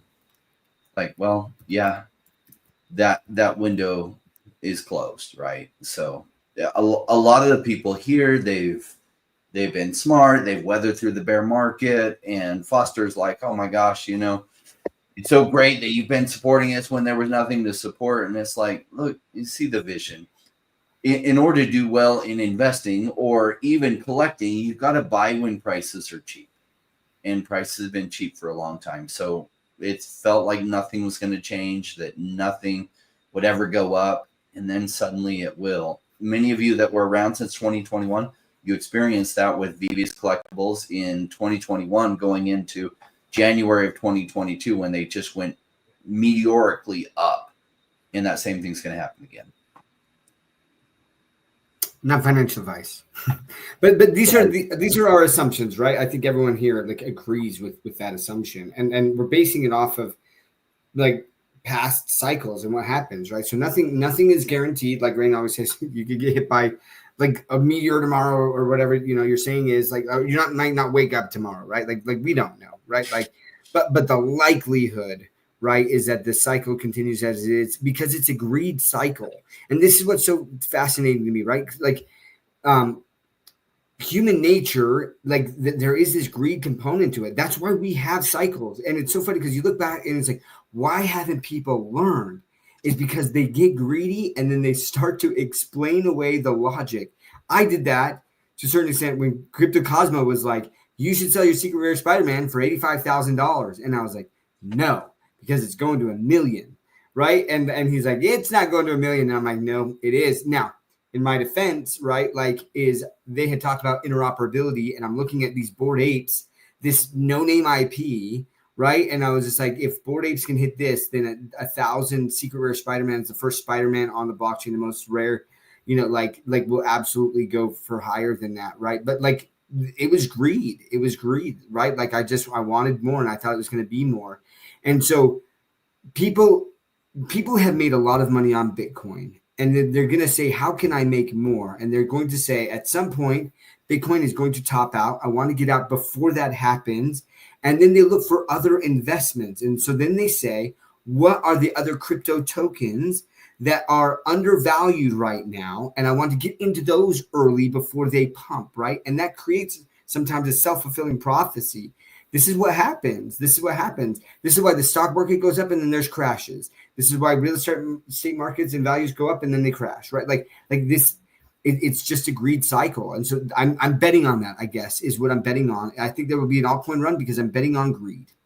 And like, I feel like that's a pretty strong indicator. Like, I mean, like that always happens with the human race, guys. So now, again, if that happens and then OMI is there, and again, if it can get into that narrative, in one of the narratives, whether it's metaverses, digital collecting, AR, VR, potentially gaming, like there's a lot of different ways that they can hit this, right? And so now the one thing that I will say that I feel like I'm pretty good at like predicting some things in general. I made some pretty solid predictions on like what VeVe is going to drop, or I never saw only being able to buy VeVe collectibles with OMI coming.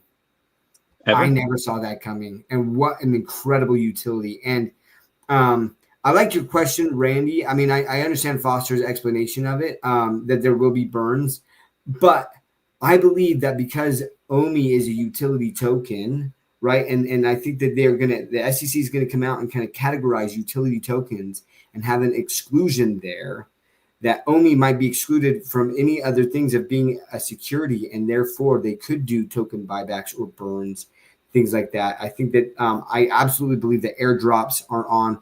They can even do airdrops for token holders, like at that point, right? Like there's a lot that they could do there, not just like NFT holders, but token holders, right?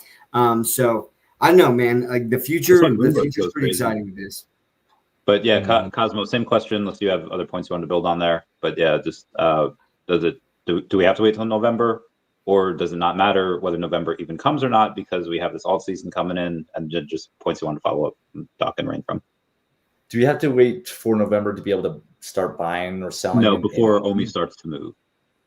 Oh yeah, I don't know exactly, honestly, when exactly that parabolic move is going to start. It's hard to say. Like I've been scooping up some token just as recently as a few days ago, just in preparation for it. But my belief is going to definitely move, and it's going to move strong, and it's probably going to be as more announcements roll out and as the broader market heats up. So I don't know exactly. I do tend to think that because it is associated with NFTs, that it will kind of move as the NFT market heats up at large. But it's tough to say. I guess one thing I'll piggyback though off of what Doc was saying is that excites me about VeVe is I have noticed that the NFT cycle this time around has shifted, as things do from cycle to cycle. But it's shifted. You see all of these blue chip NFT projects that are strictly just like on the Ethereum blockchain or so. They are starting to grab a hold of partnerships from mainstream Web2 brands. And like that's a shift that is happening where they are trying to make these partnerships so they can get visibility to the Web2 audiences. You saw Doodles do a partnership with McDonald's earlier this year. Okay.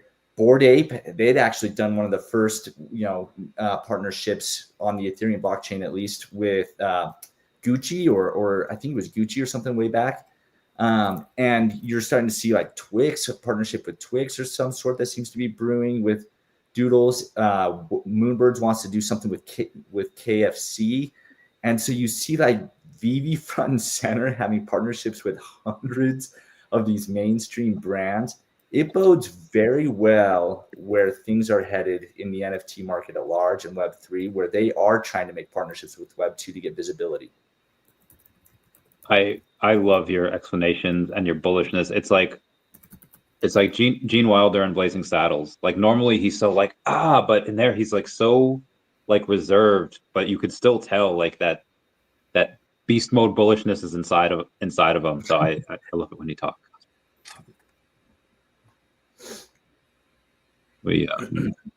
Bitcoin's done a heavy. Other stuff has done a heavy downturn this week, but that's fine in my opinion. I think that'll all level out at some point. Does this change your guys?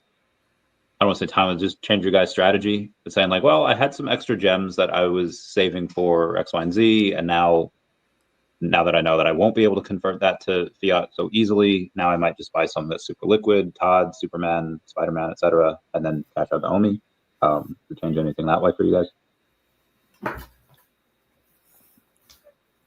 I have a hard time keeping gems around on the app. I usually spend them, but OMI I hold on to like a hoarder, like crazy, right? So I'm not tempted to sit there and spend my OMI on things, but gems, if I have like 100, 200, 300 in there, I start finding like comics that are like I think might do well. Low edition comics where there's only 1,000 of them or 2,000, and the comic's quite good. I end up buying a bunch of those, and then all of a sudden my gems are gone. So I don't have any gems lying around that I need to worry about cashing out. But a lot of people are going to probably start spending their gems. If they're sitting on a whole lot of them, they're like, crap, I can't really cash these out. So they're probably put them into collectibles that they will then have to sell for OMI. Here's the thing. Oh, go ahead, Doc. Go ahead. Oh, I was just going to say it'll be interesting for any of the bot accounts who maybe haven't been paying attention and they've got like a massive load of gems. If they just are sitting on it and they don't realize what's going on. Then they go back in and they're like, wait, what? Like I can't cash that. Yeah. I was going to say, Rain, I've been digesting that topic throughout today as I've been thinking about this announcement. I'm like, shoot, I don't spend any of my OMI currently, like outside of just little bits in here. I've spent most of my collectibles have been purchased in gems. And now as that's going to shift, it's going to kind of force me to get into that habit of selling and buying on Stacker and having kind of that getting used to spending OMI and then grabbing the OMI bag that I've gotten. I'm like, oh man, dude, this can make it hard to hold on to my OMI. And I'm a little bit worried about that. I've been thinking about that. So it is going to get people used to holding OMI though, way more than normal. There's a ton of VeVe people that really don't buy and sell OMI or have no OMI, but now it's going to get them in the habit of using it. mm-hmm. I think that at some point they're probably going to, depending on what, like how the price goes, but there might be a time where they look at raising the level, right? Because people are asking that, like, of staking of, soft staking of 10 million OMI, like, people might start selling things in OMI and then they're holding a decent amount. So like, how does that impact things?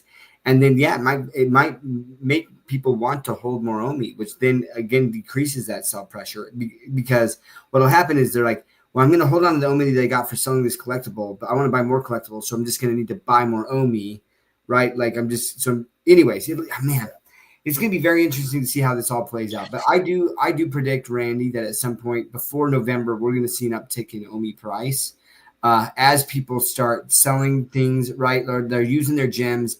And now they're just like, more people are going to start converting, be like, I need to start listing in OMI now because like the date is getting closer. And so then it's going to force people to start buying OMI to buy stuff, So I do think that there's going to be a rise in OMI, probably like at least beginning of November, right? That's about 3 weeks before that date. So we'll see. You guys want to hear a $100,000 story? Yes. Always. So last bear market, right? Decentraland they had done some like drops of like some shirts and stuff, and that you could earn them and stuff, and people were turning around selling those. And I thought, well, mana's not going to be worth anything, so I took ETH and I bought about like 1,500 or 15,000, 17,000 mana tokens, which were dirt cheap at the time. And I was buying some of the shirts and stuff for like $100 a piece. Well, mana went to $7 a piece. So think about like 16,000. If I had just kept them in the tokens, that would have been about $100,000. So I still have some of those collectibles, and maybe if Decentraland survives, some of those will be worth something. But like, I looked at that when the token went to like $7. And I was like, oh crap! I paid 500 mana tokens for that. I'm like, crap! That was like a $35,000 Decentraland shirt right there. But the same thing's going to happen with OMI. I think that OMI goes crazy, and people had bought these collectibles, and the collectibles will go up, but maybe not to the extent OMI did. And they'll be like sitting there looking, and it's like, shoot, Rain was right. I probably should have held on to my OMI tokens. Damn. I should have bought more OMI as my homie.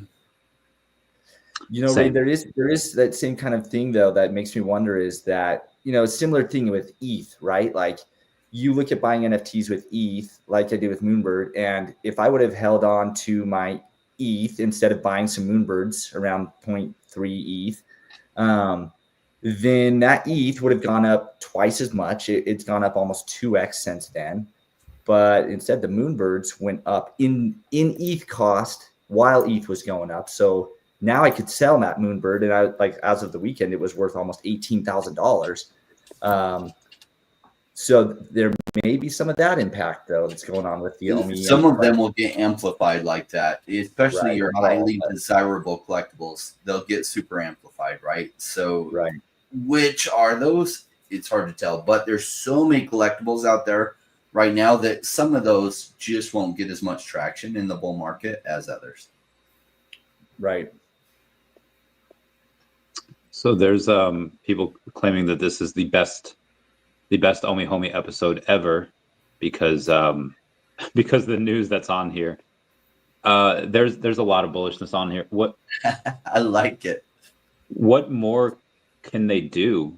I mean, and obviously interoperability has been talked about for a while. Prophet's been working on that, but outside of that, like, there's so much stuff that, like, Proxima Blockchain had this issue where he created a roadmap for fiches, and he delivered it in like a month, and then like that was it. The bullish stuff was gone. Like, what else can VeVe and ECOMI do after this is done to keep that hype up? Because this is probably, I don't know if this is going to be topped. Interoperability would be great, but like, what else? Cards on VeVe. What cards on VeVe? Playing cards on VeVe. That's something VeVe can do, and it will give additional use case. What I like is there's sufficient things going on here for OMI that if they just take VeVe to the #1 collectibles app, I'm glad he went to that conference, and David was super excited. I think it kind of blew his mind. It's like trading card games. Oh my gosh. And I've wanted them to go down that line for a while. I mean, could they go to the point where they like get certain lines and they have games within VeVe itself?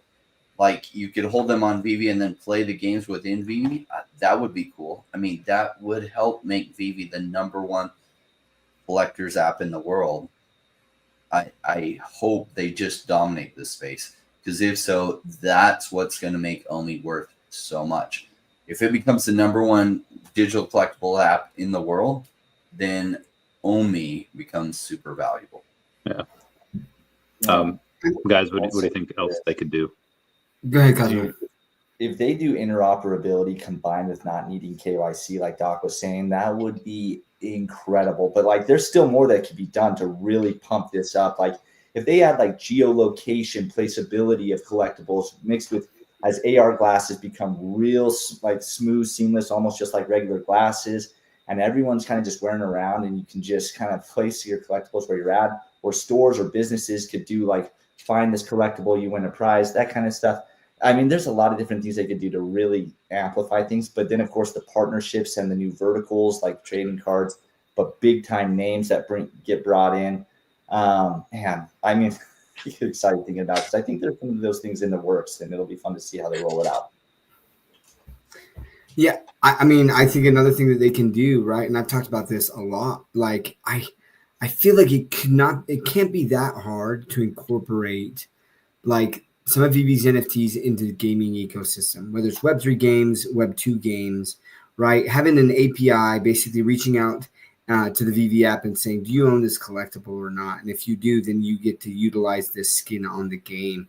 if they can do that, right, where then people outside of the VeVe ecosystem are like, I want this skin, right? And it's like you can go to this marketplace within there, and you like, I mean, they could easily develop it. So, for example, right, it's like, okay, like I like this Fortnite skin, and maybe it's the NFT on VeVe, right, or something. And I'm using Fortnite just because it's the biggest one, right, or Call of Duty or something, right? But and it's like they just go to their Call of Duty marketplace and they freaking buy it. But the API, what it does, right, is because you can only freaking buy the NFTs in OMI, is you buy with a credit card, then the API goes in, it goes to the decentralized exchange, it purchases OMI, makes the purchase, burns some OMI, and sends the NFT, right? And that's all done in the background, and people have no idea that that's even happening, right? Like that would also make OMI go crazy, because there is like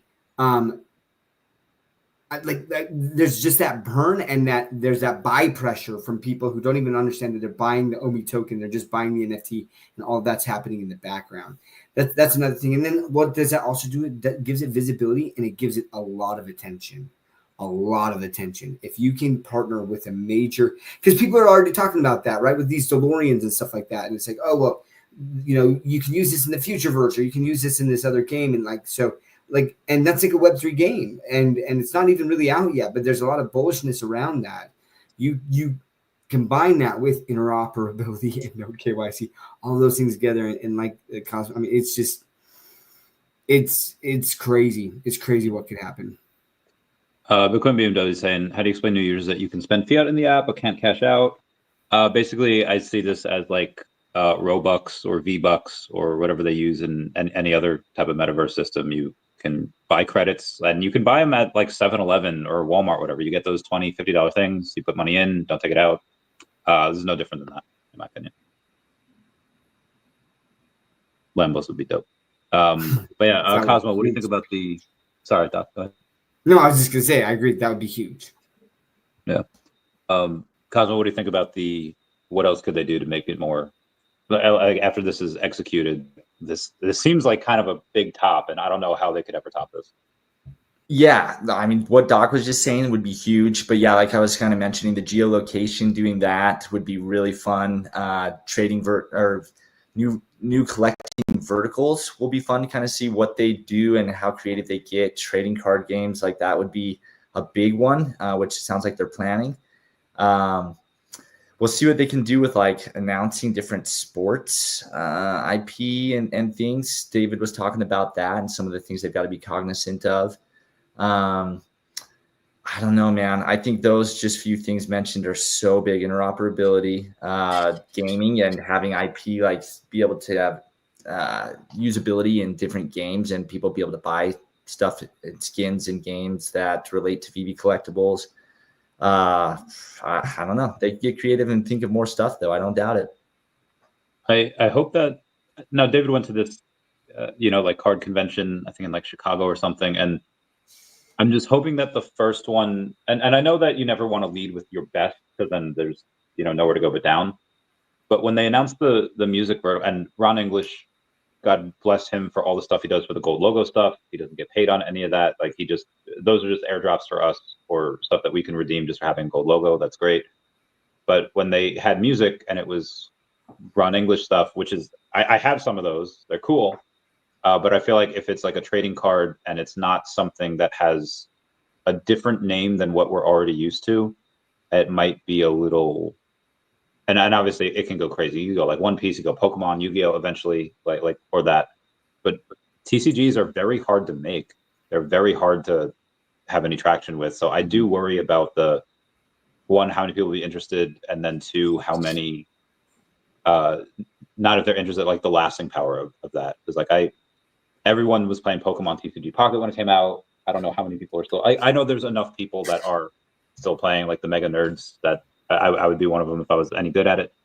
But yeah, I don't know. That's just kind of a concern to me. So if they took a game that's already out that's been successful and they brought it online, number one, they could then implement the rules already, and they leverage off existing IP, which is a lot of what they've done, is leverage off existing IP. So trying to make a new one they're a little bit late to the game. Splinterlands is already out, Gods Unchained, and other things.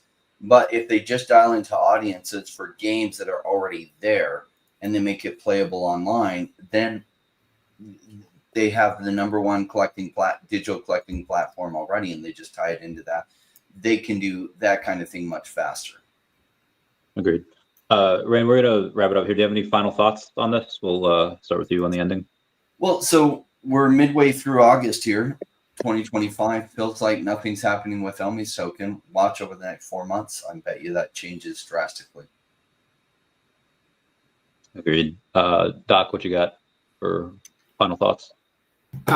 Listen, I'm really excited to see David and Dan publicly talking about OMI, and not only that, but like if you guys listen, I feel like we're gonna get like a mad rush of announcements that are happening. I just logged into the VeVe app. I don't know if you guys have seen this already. It's already there, guys. Check this out. Like, OMI to Gems is coming. Right. And then it basically is telling you like, hey, here's kind of the thing. And like, I've got to accept the new terms here. Right. Like before I could even get in there, accept the terms before I can get into the app. So like, but they talked about like, there's going to be like a slew of announcements that are just coming out here.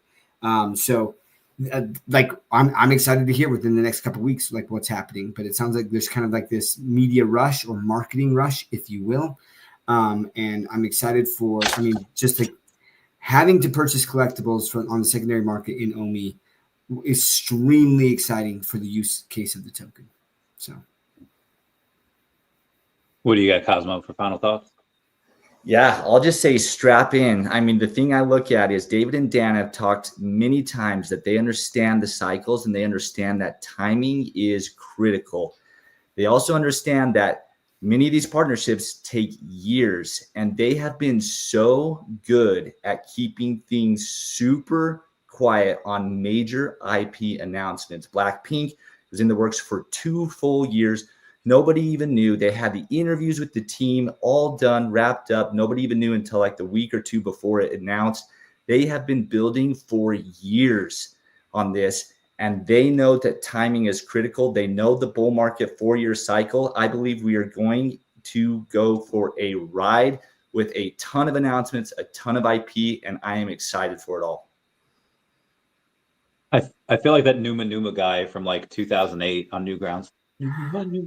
I just get so pumped, and I agree we'd like to see OMI on a tier 1 exchange, but I think with this you get a lot of volume. I think with this you get a ton of volume, and OMI has like 1 to 2 million, sometimes even less than 1 million volume on a daily basis. How much of that is market makers? I think if you get a few $1,000,000 of real volume, it starts to get people noticing. There's going to be a lot of burns. I think it's going to be really good optics. So I'm super excited about this. Obviously, we talked about some of the stuff that could be perceived as negative, but thank you everyone for watching. This has been great. And we'll see you all again soon. I love you guys. I love you guys so much.